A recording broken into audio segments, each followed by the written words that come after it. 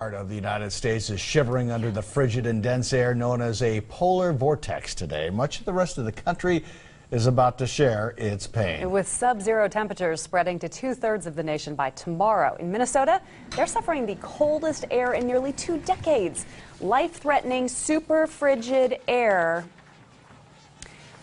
with wind chills more than 50 below shut down schools and businesses across the state. In Indiana, where temperatures reached 11 below zero, the governor declared a state of emergency in at least 27 counties. Many bundled up like never before just to earn a paycheck. I'm not happy at all. It is extremely cold outside. I decided to come to work, although it's very, very, very cold. I'm wearing long underwear. I feel like I'm going skiing, but I'm not. I'm going to work. So, yeah, I've never been this cold. Wind chill warnings and advisories stretching from Montana to Alabama. In New York City, early morning temperatures were in the 50s. Tonight, though, they've plummeted more than 40 degrees into the single digits. Now the On Your Side forecast with Chief Meteorologist Scott Dorval.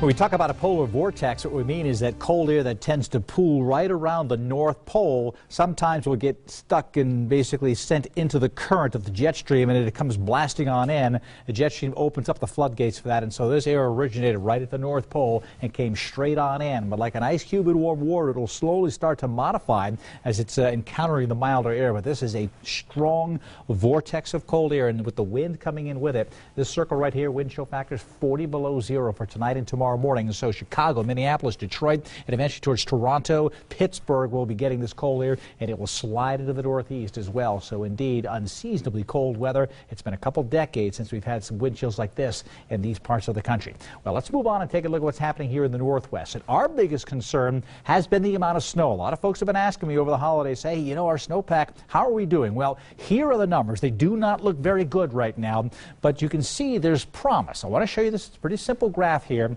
This is time through November, December, January, March, April, May, and this is the snow amount. As it goes up, this is the amount of water content in the snow water equivalent. Here's the average now from 1981, the last 30 years basically, right here in the green line. This is the most we've had in the last 30 years. This is the least we have had in the red, and here's where we are right now, pretty close to the least we've ever had at this point. That is certainly not good, but you can see how we can get tremendous surges. These are big storms coming in right here, giving us lots of moisture all the way to the snow accumulation season, which goes into the first week of April. Here are the numbers now real low, but look at the next several months. We still have plenty of time to start bringing this number up towards average, but it really helps when you can start to get the moisture early. We're not seeing it right now, but again, we could turn this around. I think we're going to see a little bit of a boost coming in here over the next week as we shoot up about here. We'll probably come up into this region here, but then we may start to flatten out again. And so we have to hope for more surges of much more consistent precipitation coming in the northwest. In the meantime, temperatures are in the 30s in most parts of the valley, but the real cold air pooling in around Ontario in the lower valley, and that will mean snow coming in and snow accumulating here tomorrow night, especially in the lower valley. I think a couple of inches of snow here, 1 to 2 inches of snow could fall tomorrow night in the Treasure Valley as well, more towards the evening hours, maybe around this time to 10 o'clock, maybe just a little bit later than that. So I'm going to watch for that for Wednesday morning, but during the day tomorrow we could get snow showers. Right now cloud cover just moving in, and here's that moisture pushing in from the west. One computer chart has snow showers coming in early in the morning and then continuing and increasing later in the afternoon. So I'll get the timing down with the new computer information that will come out later tonight. But the bottom line is a lot of activity in the Pacific, a very messy looking satellite picture. One storm system here, another one right here. This one will come in for Wednesday night. This one could be a little warmer,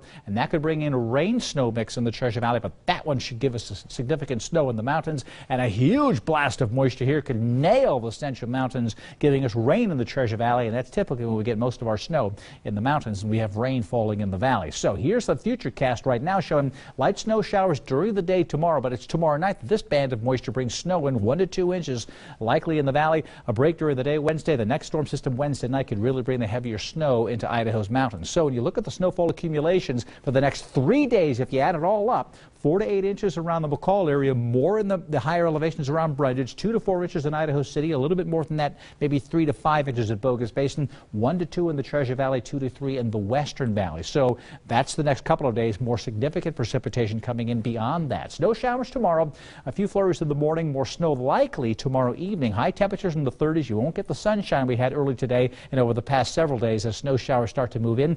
Daytime flurries in the mountains, then snow likely tomorrow night with, again, a few inches coming in the Central Mountains. Same thing in the East Central Mountains with the snow favoring tomorrow night. Mostly cloudy in the Magic Valley. 42 in Twin tomorrow with snow showers at night. My underside extended forecast has all kinds of changes with that light snow in the Treasure Valley tomorrow night. Rain and snow Wednesday night, Thursday morning. So we have to watch Wednesday morning and Thursday morning for the chance for slick conditions, especially Wednesday morning.